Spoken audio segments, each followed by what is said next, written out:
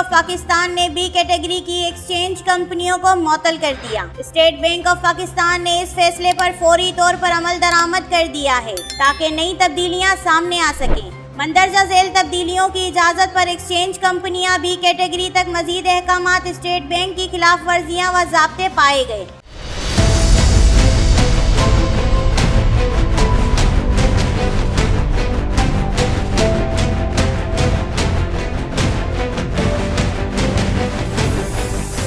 मुअत्तल किए जाने वाली कंपनियों में international exchange company private limited, world wide exchange company private limited, universal exchange company private limited, मज़कूरा बी कैटेगरी की कंपनियों की तमाम ब्रांचेस को मुअत्तल कर दिया है। मुअत्तल किए जाने के दौरान कंपनियों को किसी भी किस्म की कारोबारी सरगर्मियां करने से रोक दिया गया है।